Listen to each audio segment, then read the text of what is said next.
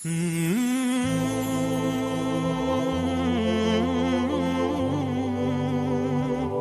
اللہ الرحمن الرحیم والصلاة والسلام علی رسولہ الکریم وعلی آلہ وصحبہ اجمعین۔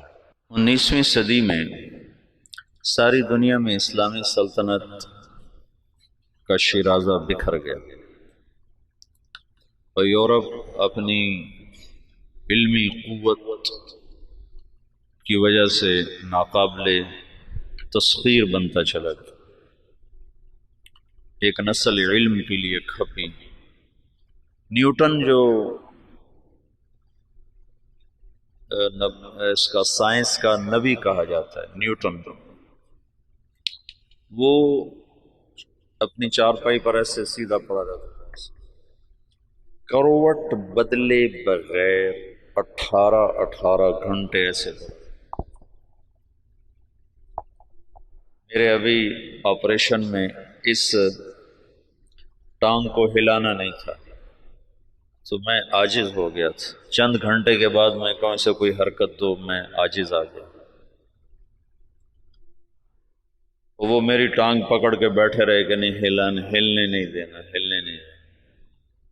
اور نیوٹن 18 گھنٹے ایسے بے حس و حرکت ایسے پڑا، پھر ایک دم اٹھتا تھا، سامنے میز، کرسی، قلم، کاغذ، تو تیزی میں کرسی پر بیٹھنے کی بجائے میز کے اوپر ایسے جھک جاتا تھا اور قلم اٹھا کے ایسے لکھنا شروع کرتا، اور یہ 12 گھنٹے ایسے لکھتا جاتا تھا، 12 گھنٹے۔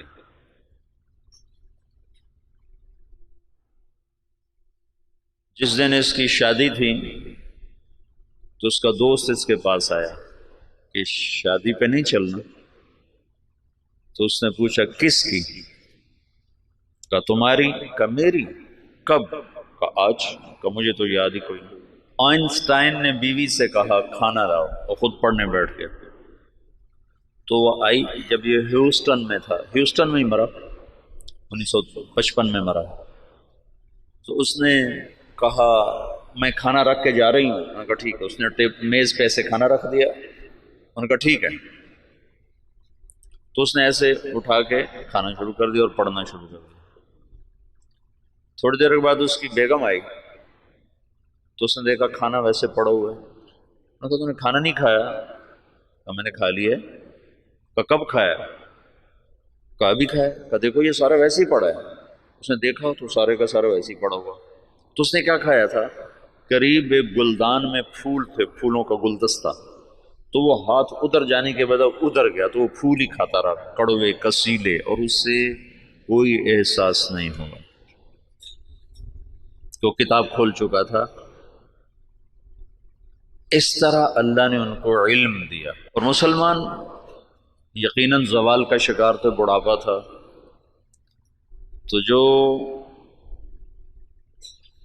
خلافت عثمانیہ تھی وہ دم توڑ چکی تھی۔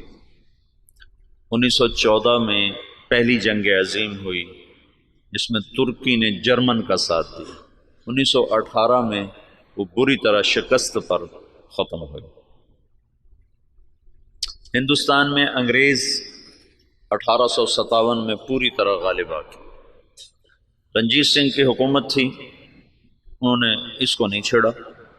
جب رنجیت سنگھ کے مرنے کے بعد وہ کوئی 1890 کے قریب مرا ہے، تو انہوں نے، جو اس سے پہلے کچھ مجھے سن پورا یاد نہیں، تو انہوں نے اس کا جو بیٹا تھا کھڑک سنگھ وہ بنا، وہ بہت شراب پیتا تھا، تو شراب پیتے پیتے ہی مر گیا، اور اس میں وہ بیدار مغزی نہیں تھی رنجیت سنگھ والی۔ پھر دلیپ سنگھ تھا اس کے بعد چھوٹا سا، جب وہ حکمران بنا تو انگریزوں نے اس وقت پھر پنجاب پہ قبضہ کر، پھر سندھ بھی ان کے قبضے میں چلا گیا۔ تو یہاں ایک مستحکم برطانوی راج تھا۔ تو اس وقت دین کی بقا کے لیے کیا کیا جائے؟ پھر دفاعی رخ پر لوگ آ گئے۔ تو مولانا قاسم صاحب کے ذریعے سے 1864 میں دیوبند کی بنیاد پڑی۔ سر سید احمد خان بھی اللہ اس کی بخشش فرمائے، وہ بھی مسلمانوں کے ہمدرد تھے،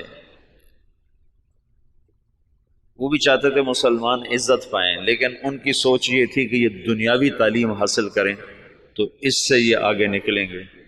تو اس سوچ پر انہوں نے 1875 میں علی گڑھ میں اسکول کی بنیاد رکھی۔ یہ دونوں حضرات مولانا مملوک علی کے شاگرد ہیں دلی میں۔ 1880 میں مولانا الیاس صاحب پیدا ہو رہے ہیں۔ ان کے والد مولانا اسماعیل صاحب رحمۃ اللہ علیہ یہ صدیقی خاندان سے تھے، ان کی والدہ بھی صدیقی خاندان سے ہیں۔ یہ مظفر نگر کے تھے، والدہ کاندلہ کی تھی، یہ دوسری شادی سے تھے۔ نظام الدین میں ایک مغلوں کی عمارت بنی ہوئی ہے، 64 کھمبا اس کو کہتے ہیں، 64 کھمبا۔ اس کا جو گیٹ ہے، یہ جیسے ہمارا گیٹ چھتا ہوا ہے، آگے چھت ہے، ایسے وہ چھتا ہوا گیٹ ہے، اس کے اوپر ایک پرانی برادری سی تھی، اس میں وہ رہا کرتے تھے مولانا اسماعیل صاحب، مولانا الیاس صاحب کے والد۔ وہاں سے ہجرت کر کے آئے اور اس پرانی مسجد کو انہوں نے آباد کیا۔ یہاں وہ کیسے پہنچے؟ یہ 1876 کی بات ہے، تقریباً 76 کی بات۔ یہاں وہ کیسے پہنچے اس کا کچھ پتہ نہیں، کیسے آئے، کس جذبے کے تحت آئے، کون لے کر آیا تھا، اللہ کا غیبی نظام۔ چونکہ یہ جگہ غیر آباد تھی، یہاں مرزا الہی بخش تھا، اس کی یہ جاگیر تھی۔ مرزا الہی بخش یہ بہادر شاہ ظفر کا سمد ہی تھا، یعنی بہادر شاہ ظفر کے بیٹے سے اس کی بیٹی کی شادی ہوئی تھی، اور مرزا الہی بخش بھی انگریزوں سے مل گیا تھا، اور وہ بھی جنگ آزادی کے ختم کرانے والوں میں ایک کردار تھا، اور غداری کا اس نے بھی بڑا صلہ پایا تھا۔ یہ مسجد مرزا الہی بخش نے بنوائی تھی، چھوٹی سی، ابھی تک وہ مسجد باقی ہے۔ تو ایک دفعہ مولانا اسماعیل صاحب یہ باہر نکلے ڈھونڈنے کے کوئی آدمی ملیں تو ان کو مسجد میں لاؤں، کہ ویران جگہ تھی۔ تو کچھ لوگ جا رہے تھے دلی، یہ میوات سے پہلا تعارف ہونے لگا، تو ان سے پوچھا بھئی آپ لوگ کہاں جا رہے ہو؟ کہ جی دلی جا رہے ہیں مزدوری کرنا۔ تو انہوں نے کہا اگر میں مزدوری دے دوں تو میرے ساتھ چلو گے؟ کہاں تمہارے ساتھ چلو؟ ایک دن کی مزدوری 2 آنے تھی، 2 آنے۔ تو وہ 5-6 آدمیوں کو لے کر مسجد میں آ گئے اور ان کو وضو سکھایا، طہارت، نماز سکھا کر سارا دن اپنے ساتھ رکھا۔ پھر تعارف پہ پتہ چلا کہ یہ میواتی ہیں۔ میواتی کون ہیں؟ اس کے بارے میں مورخین کی رائے یہ ہے کہ یہ جو ہندوستان کی قدیم قومیں ہیں ان میں سے ہیں میواتی۔ ایک تو ہے نا آریہ نسل جو وسط ایشیا سے آئے اور انہوں نے پورے ہندوستانی خطے پر قبضہ کیا۔ آریہ نسل کے لوگ راجپوت اور جاٹ یہ کہلائے، اور ان کی اور کئی قسمیں بنی۔ جو لوگ یہاں قدیم آباد تھے ان میں سے ایک قوم میو بھی ہے، یہ ہندوستان کی قدیم آباد قوم ہے، اور یہ بہت مار دھاڑ والے اور بہت زیادہ لڑائی مار کٹائی والے، لوٹ مار ان کا پیشہ تھا، کوئی مہذب زندگی ان کی نہیں تھی۔ مولانا محمد اسماعیل صاحب رحمۃ اللہ علیہ نے سب سے پہلے ان کو اپنا گرویدہ بنایا، تو انہوں نے جا کر واپس کہا کہ آج تو بڑے آسان کام ملے، صرف اٹک بیٹک تھی، نماز اور منہ ہاتھ دھونا تھا اور دعانے مل گئے۔ بڑے سارے وہ حیران ہو گیا، بڑا اچھا کام ملا بھائی، کوئی مسئلہ ہی کوئی نہیں، نہ کوئی پتھر توڑے نہ کوئی وزن اٹھایا، اور کام ہمارا بڑا چوکھا ہو گیا۔ یہ ابتدا ہے۔ مولانا الیاس صاحب رحمۃ اللہ علیہ، یہ مولانا اسماعیل صاحب کا جو دوسرا نکاح ہے یہ 1868 میں ہوا، دوسرا نکاح۔ مولانا الیاس صاحب رحمۃ اللہ علیہ سے پہلے مولانا یحییٰ صاحب پیدا ہوئے، اور پہلی بیوی سے مولانا محمد صاحب تھے۔ اور 1880 کے آس پاس میں مولانا الیاس صاحب پیدا ہوئے اور 1898 میں مولانا اسماعیل صاحب کا انتقال ہو گیا، تو ان کی جگہ ان کے بڑے بیٹے مولانا محمد صاحب یہاں بیٹھے۔ 1918 میں ان کا بھی انتقال ہو گیا۔ مولانا الیاس صاحب رحمۃ اللہ علیہ کی 1912 میں شادی ہوئی۔ 1915 میں پہلا حج کیا اپنے شیخ مولانا خلیل احمد کے ساتھ، گنگوہ میں تعلیم حاصل کی۔ 1906 میں مولانا گنگوہی کا انتقال ہوا ہے، تو ان کے ہاں سے پھر یہ دارالعلوم دیوبند میں آ گئے، وہاں تعلیم مکمل فرمائی۔ پھر 1912 میں ان کی شادی ہوئی۔ 1915 میں پہلا حج مولانا خلیل احمد صاحب کے ساتھ تشریف لے گا۔ اس وقت یہ سہارنپور میں پڑھاتے تھے، اپنے شیخ کے ساتھ پڑھاتے تھے۔ مولانا خلیل احمد صاحب رحمۃ اللہ علیہ وہیں رہ گئے، ہجرت کر کے گئے تھے، وہ واپس نہیں آئے۔ باقی حضرات واپس آئے نہیں، اس وقت نہیں، ساتھ ہی واپس آئے، بعد میں گئے۔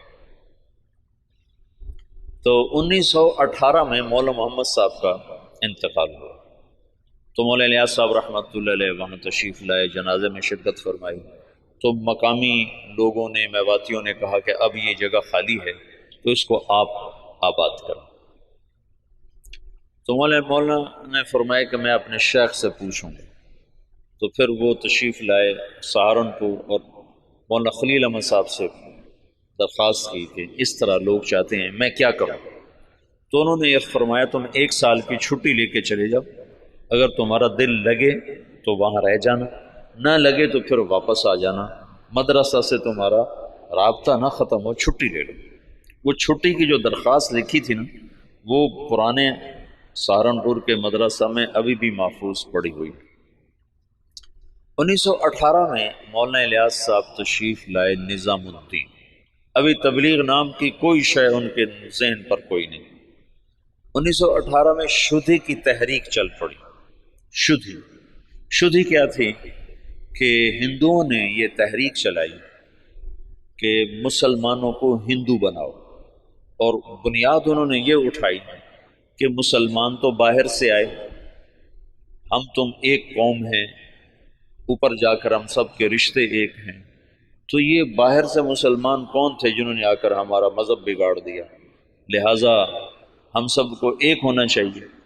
یہ تحریک بڑے زور سے چلی، تو مولانا الیاس صاحب رحمۃ اللہ علیہ اس پر بڑے پریشان ہوئے کہ اس کا میں کیا حل کروں۔ تو انہوں نے جاتے ہی میوات میں مدارس کی بہتات، چھوٹے چھوٹے مکتب، اور اس میں اپنا سب کچھ لگایا، بیوی کا زیور بھی لگا دیا، سینکڑوں چھوٹے چھوٹے مکتب میوات میں کھولے۔ ایک دفعہ میوات میں گئے ہوئے تھے مریدوں کے پاس، تو ایک نوجوان آیا، ہاتھ میں کڑا، بڑی بڑی مونچھیں، داڑھی صاف۔ کسی نے کہا یہ آپ کے مدرسے سے فارغ التحصیل حافظ قرآن ہے۔ کہنے کہ حافظ، اس کا یہ حلیہ کیوں ہے؟ کہ یہ ماحول کی وجہ سے۔ تو یہ پہلی چوٹ لگی اور دل میں خیال آیا، جب تک تمام طبقات میں دین نہیں آتا تو چند طبقوں میں دین کا لانا یا چند طبقات میں دین کا آنا یہ نہ کافی ہے، نہ یہ ذریعہ نجات ہے، پوری امت کا مسئلہ ہے۔ تو مدرسوں سے ایک دم دل بجھ گیا، دل ہٹ گیا، بند نہیں کیے لیکن طبیعت بند ہو گئی، دل ہٹ گیا۔ اور واعظین اس زمانے میں شدھی کی تحریک کے ٹکر میں علماء نے وعاظ کو بھیجنا شروع کیا تھا کہ مختلف شہروں میں جا کر، دیہاتوں میں جا کر تبلیغ کرو۔ تو مولانا الیاس صاحب نے بھی اپنے واعظ بھیجنے شروع کیے، لیکن وہ جاتے تھے جہاں تک سڑک ہوتی تھی، جہاں سڑک نہیں ہوتی تھی وہاں نہیں جاتے تھے، یا جہاں کوئی آسائش نہیں ہوتی تھی وہاں نہیں جاتے تھے۔ پھر طبیعت اس سے بھی ہٹ گئی، پھر خانقاہی سلسلہ شروع کیا، اور نظام الدین میں بیعت کا سلسلہ، اس سے پہلے بیعت نہیں فرماتے تھے، پھر بیعت کا سلسلہ شروع کیا۔ تو بہت جلدی مریدوں میں ترقی ہونے لگی، اور مریدوں کا اضافہ بھی، اور مریدوں کے تزکیہ کے حالات بھی بڑے اچھے۔ لیکن کچھ عرصے کے بعد خیال آیا کہ کتنے لوگ میرے مرید ہو جائیں گے، لاکھ 2 لاکھ، تو عامت الناس کا کیا کروں؟ اب یہ اللہ تعالیٰ فطرت خود ہی کرتی ہے لالے کے حنا بندی، پھول کو سرخی کوئی نہیں پہناتا، اللہ ہی اسے سرخ کرتا ہے۔ تو طبیعت ہٹتی گئی، مدرسوں سے ہٹ گئی، خانقاہ سے ہٹ گئی کہ خانقاہ بھی ایک جزئی کام ہے، مدرسہ بھی ایک جزئی کام ہے، اور واعظ تقریر بھی ایک، پیسے دو تو جاتے ہیں، پیسے نہ دو تو جاتے نہیں۔ تو بے قراری بڑھتی گئی اور کوئی حل نظر نہیں آیا۔ تو 1926 میں، اس سے قبل مولانا خلیل صاحب وہ ہجرت کر کے اور تشریف لے گئے، مدینہ منتقل ہو گئے تھے۔ تو 1926 میں حج پہ تشریف لے گئے، ہجرت کی نیت کر کے کہ میں اب واپس نہیں آؤں گا، وہیں رہوں گا۔ 1925 میں گئے تھے، 1926 میں واپس آئے۔ یہ نیت کر لی تھی کہ اب میں واپس نہیں آؤں گا، ادھر ہی رہوں گا۔ جب یہ مکہ پہنچے تو ان کو خواب میں اللہ کے رسول کی زیارت ہوئی، تو انہوں نے پوچھا یا رسول اللہ، میں امت کی بہتری کے لیے کیا کروں، امت کی ہدایت کے لیے کیا کروں؟ تو اللہ کے رسول نے فرمایا جیسے میں نے مکے میں کام کیا تھا تم ویسے کام کرو۔ انہوں نے آگے عرض کی مجھے تو پتہ نہیں مکے میں آپ نے کیسے کام کیا تھا، تو اللہ کے نبی نے فرمایا مکی صورتوں میں غور کرو، اللہ تمہیں سکھائے گا۔ یہ مکہ میں ہے۔ پھر مدینہ پہنچے تو وہاں پھر اللہ کے رسول کی زیارت، تو آپ نے ارشاد فرمایا اللہ تم سے کام لے گا، تم واپس جاؤ، واپس اور میرے پاس آؤ۔ تو انہوں نے مولانا خلیل احمد صاحب سے یہ خواب ذکر کیا، وہ وہیں منتقل ہو گئے تھے۔ انہوں نے حضرت مدنی رحمت اللہ علیہ کو، مدنی کیوں کہتے ہیں حسین احمد مدنی، یہ اپنے والد، ان کے والد اپنے پورے خاندان سمیت مدینہ ہجرت کر گئے تھے، پھر ان کا سارا خاندان مدینے میں آباد رہا، یہ بھی مدینہ میں رہے، پھر ہندوستان کے حالات کو دیکھ کر دوبارہ واپس آ گئے تھے، اور یہ کہا تھا کہ میں مسلمانوں کو تنہا نہیں چھوڑ سکتا، میں مدینے میں رہوں اور مسلمان مشقت میں ہوں۔ تو مدینے کا قیام قربان کیا تھا اور واپس تشریف لے آئے ہندوستان۔ یہاں اللہ نے ان سے بہت بڑا کام لیا، تو اس لیے ان کو مدنی کہتے ہیں۔ تو ان کے بھائی تھے سید احمد، وہ وہاں پہلے انہوں نے اتنا فقر دیکھا کہ حضرت مدنی فرماتے ہیں میرے والد سبزی منڈی جاتے تھے شام کو، تو جو سبزی وہاں گلی ہوئی سڑی ہوئی لوگ پھینک کے چلے جاتے تھے نا، وہ اٹھا کے لاتے تھے، پھر اس کو صاف کر کے خالی ابال کے ہم کھاتے تھے کہ اس میں نمک مرچ ڈالنے کا بھی سکت نہیں تھی، اس طرح شروع کے دن تھے۔ لیکن سید احمد کو اللہ نے صلاحیتیں دیں، انہوں نے شاہ عبدالعزیز سے پتہ نہیں کیسے تعلق بنایا، وہ الگ داستان ہے۔ ان کے بیٹے سید حبیب نے اس سے بھی آگے، اب ان کی نسل وہاں اربوں پتی، بڑے بڑے ان کے محل ہیں، یہ تمہارے حسنین کو 4 گنا کریں تو تب ان کا محل بنتا ہے، اس سے بھی 4 گنا بڑی 4 دیواری ہے جس میں وہ رہ رہے ہیں، احد کے قریب ان کے محلات ہیں۔ تو انہوں نے سید احمد سے ذکر کیا، تو انہوں نے جو مسجد نبوی کے اس وقت منتظم تھے ناظم اعلیٰ، ان سے ذکر کیا، تو انہوں نے عشاء کے بعد جب مسجد بند کر دی تو مولانا الیاس صاحب کو بلا کر جالی کا دروازہ کھول کے اندر بھیج دی، تو اندر جالی اور روزے کے درمیان کوئی چاروں طرف دیوار ہے، دروازہ کوئی نہیں، یہ نور الدین زنگی نے اس کو چاروں طرف سے بند کروایا تھا، اور نیچے سیسا پگھلا کے ڈالا تھا۔ جب وہ کچھ لوگ آ کر لاش نکالنے کا منصوبہ لے کر آئے تھے، 3 راتیں وہاں سوئے، 3 راتوں میں سارے کام کی یہ تو خود تو عقل سے تو آ نہیں سکتا، سارے کام کو سکھایا گیا، بتایا گیا، اور پھر یہ کہا گیا ہندوستان جاؤ اور جا کر عوام الناس میں کام کرو، علماء میں نہیں، ورنہ وہ مخالفت کریں گے، مخالفت کریں۔ تو پھر یہ وہاں سے واپس تشریف لائے، 1926 میں پہنچے ہیں، اور پہلے علماء کو جمع کیا اور ان کے سامنے یہ بات رکھی کہ میں یوں کام کرنا چاہتا ہوں، تو کسی ایک نے بھی موافقت نہیں کی سوائے مولانا مدنی صاحب اور مفتی کفایت اللہ صاحب رحمۃ اللہ علیہ۔ ان دو حضرات نے بات کو لیا اور سمجھا اور کہا کہ ہاں یہ تو دعوت والا کام ہے، لیکن یہ کرے گا کون؟ کہا یہ تو اللہ کرے گا، میرے ذمہ جہد ہے۔ پھر وہ بندہ فنا فی تبلیغ ہو گیا اور دیوانگی چھا گئی، دیوانگی۔ ایک دفعہ بیان کر رہے تھے، گرمیوں کے دن تھے، صحن میں 11 بج گئے، 11 فجر کے بعد شروع ہوئے، گرمیوں میں 11 بج گئے۔ تو ایک مواتی کھڑا کر کے لگا، بھائی نام دے دو ورنہ یہ مر جائے گا، بیچارہ مر جائے گا، نام دے دو۔ ایسی دیوانگی چھا گئی تھی اور کوئی شکل نہیں، کوئی جانتا نہیں، اور آگے سامنے میواتی ہیں جن کو دین کی خبر ہی کوئی نہیں، کلمہ نماز کا نہیں پتا، تو دعوت کیسے دیں گے؟ 10 برس کی محنت کے بعد ایک جماعت چلی کی تیاری، 10 سال کے بعد تو ان کو ہدایات دی اور ان کو روانہ کرتے کرتے 5 میل ان کے ساتھ پیدل چلتے گئے، پیدل چلتے۔ مولانا سعید خان صاحب سے یہ بات میں نے بہت دفعہ سنا، جب ان کو رخصت کرنے لگے تو کہنے لگے کہاں جا رہے ہو؟ ان کا جی دلی جا رہے ہیں۔ کہنے لگے نہیں، لندن پہ چوٹ پڑ گئی، امریکہ پہ چوٹ پڑ گئی، ساری دنیا میں ہدایت کا فیصلہ ہو گیا۔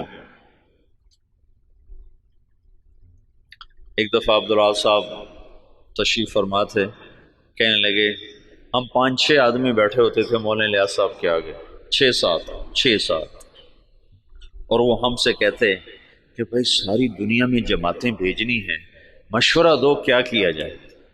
تو ہمیں خیال آتا کہ مولانا صاحب بیچارے کتنے پاگل دیوانے ہیں اور شیخ چلی کی باتیں کرتے ہیں کہ ہم 6-7 آدمی بیٹھے ہیں اور ہمیں کہہ رہے ہیں کہ ساری دنیا میں جماعتیں بھیجنی، مجھے مشورہ دو ہمیں کیا کرنا چاہیے۔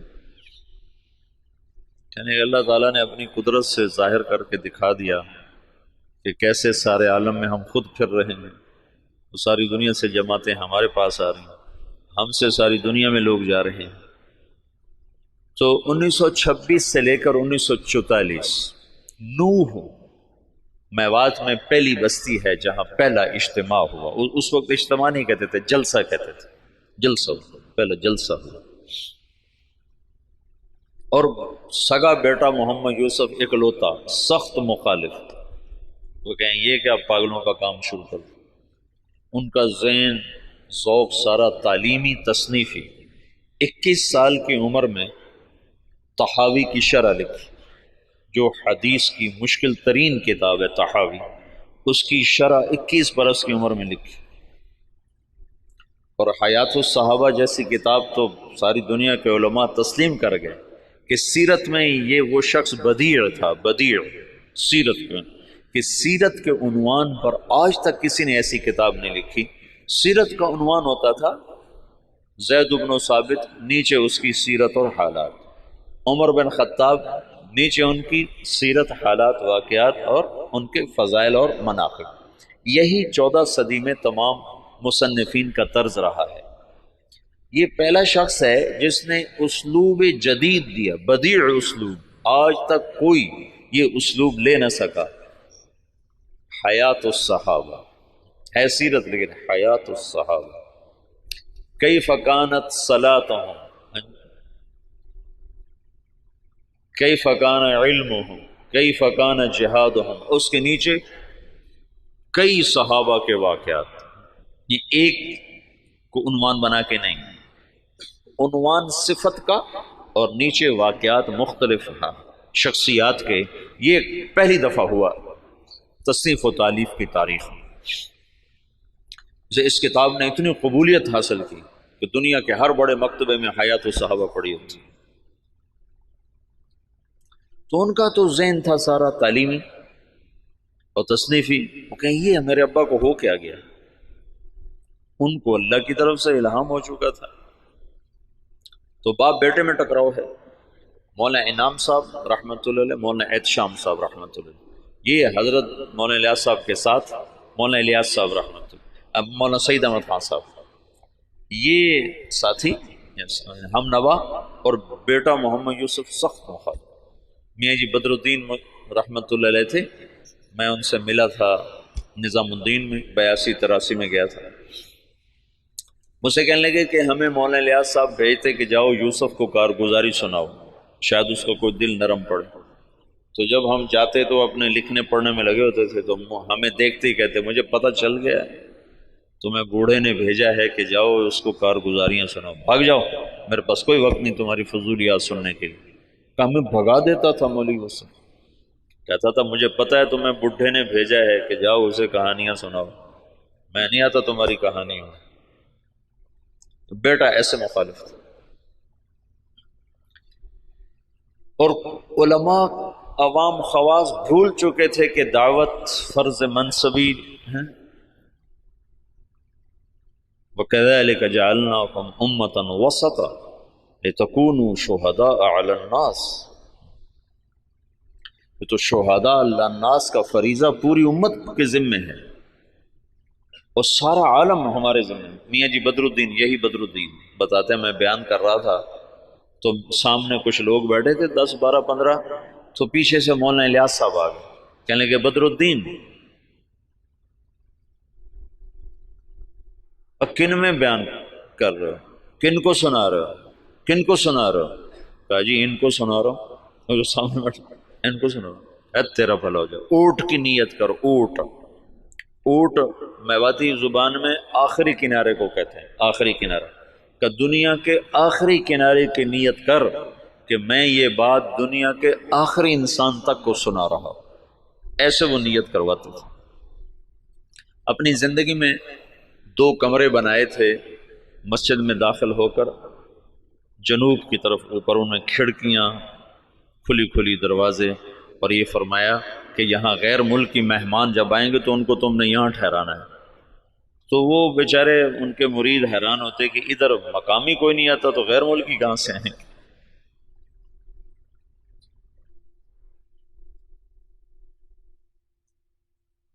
میاں جی دین محمد تھے جو حضرت مولانا الیاس صاحب کے ابتدائی خدام میں تھے، اور جو جماعت مولانا الیاس صاحب نے حضرت تھانوی کے خانقاہ تھانہ بھون بھیجی تھی، اس میں وہ اس جماعت میں ان کی تشکیل تھی۔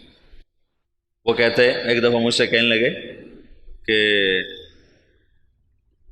مولوی صاحب ہمیں حضرت جی کہتا تھا تم امریکہ جاؤ گے، امریکہ۔ تو ہم تو اتنے سیدھے سادے دیہاتی تھے کہ ہم یوں سمجھتے تھے امریکہ دلی سے آگے کسی شہر کا نام ہے، دلی سے آگے کسی شہر کا نام ہے جو ہمیں کہتا ہے کہ تم امریکہ جاؤ گے۔ یہ تو ہمیں بعد میں پتہ چلا وہ تو دنیا ہی اور ہے جہاں وہ کہتا تو تم جاؤ گے۔ تو جہاز کچھ نہ کچھ اس زمانے میں چل گئے تھے، تو کبھی اوپر سے کوئی جہاز گزرتا تو اس کو میواتی میں کہتے تھے اڑن کھٹولا۔ تو مولانا الیاس صاحب کہتے ان اڑن کھٹولوں میں تم تبلیغ کرنے جاؤ گے۔ تو ہم تو گدھوں پہ سوار ہونے والے تھے، ہم کہیں مولوی الیاس ہمارا مذاق اڑاتا ہے کہ ہم تو گدھوں پہ سوار ہونے والے، ہم اڑن کھٹولوں میں کہاں بیٹھیں گے؟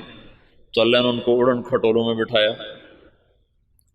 تو ابتدائی ادھر 1926 میں 1918 میں مولانا الیاس صاحب آ کر بیٹھے ہیں نظام الدین، اور 1918 میں برطانوی فوجیں مشرق وسطیٰ میں داخل ہوئی ہیں، اور 1919 میں شام فتح ہوا ہے۔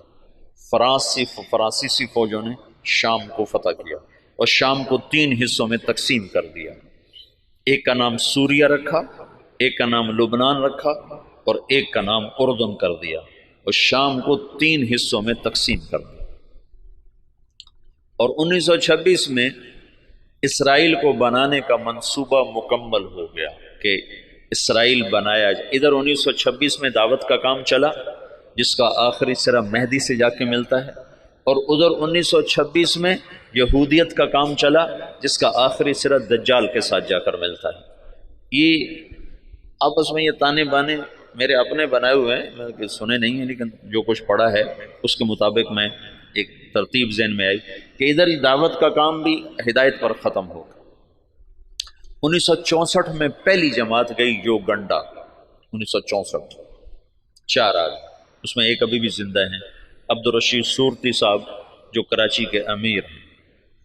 تو کہنے کہ وہاں ایک بہت بڑے شیخ تھے، ان کی ہم گئے ملاقات کے لیے، تو ان کا بہت بڑا ہال کمرہ تھا، وہ مریدوں سے بھرا ہوا، اور ایسے مراقبے میں بیٹھے تھے، ایسے بالکل گردن ایسے جھکائی ہوئی تھی۔ ہم 4 آدمی کمرے میں داخل ہوئے، اور یہ پہلی جماعت ہے، آج تک کوئی کسی کو پتہ ہی نہیں کہ تبلیغی جماعت پاکستان میں کوئی نہیں جانتا تھا 1964 میں، باہر کون جانتا، اور یوگنڈا۔ تو جو ہی ہم اندر داخل ہوئے تو انہیں ایک دم سر اٹھایا، کہا مرحباً بجیش المہدی، مرحباً بجیش المہدی، مرحباً بجیش المہدی، 3 دفعہ انہوں نے اس کو دہرایا، اور ہمارا بڑا زبردست اکرام کیا۔ تو دعوت کی انتہا وہاں جاتی ہے، اور یہودیت کی انتہا دجال تک جاتی ہے۔ یہ دونوں طاقتیں جب ٹکرائیں گی تو اللہ دجالی فتنے کو ختم فرمائے گا، اور ایمان اور ایمان والوں کو اللہ تعالیٰ عزت اور بلندی عطا فرمائے گا۔ یہ دونوں ایک وقت میں شروع ہوئی۔ 1926 میں جب ان کا اقتدار مستحکم ہو گیا تو انہوں نے یہ طے کیا کہ یہودیوں کو دوبارہ لا کے آباد کیا جائے، اور یہاں ایک اسرائیلی یہودی ریاست بنائی جائے۔ سیہونی تحریک جس کو کہتے ہیں، سیہون ایک پہاڑ ہے جہاں داؤد علیہ السلام عبادت کیا کرتے تھے بقول ان لوگوں کے، تو سیہون کے نام سے سیہونی تحریک نے اپنا نظام چلایا، تو اسرائیل وجود میں آیا۔ اس کا آخری سرا دجال کے ساتھ ملتا ہے، لد، باب و لد جو ان کا سب سے بڑا اڈا ہے جہاں دجال قتل ہوگا۔ تو اللہ تعالیٰ نے مولانا الیاس صاحب رحمۃ اللہ علیہ سے دعوت کو اس وقت اٹھایا جب دعوت کے نام کو جاننے والے علماء بھی نہیں تھے، وہ بھی اسے اوپرا سمجھتے تھے، اور ان کے ہاں بھی اس پر انکار شدید تھا، لیکن اس بندے کے گشتوں نے آہستہ آہستہ آہستہ آہستہ فضا کو ہموار کرنا شروع کیا۔ پھر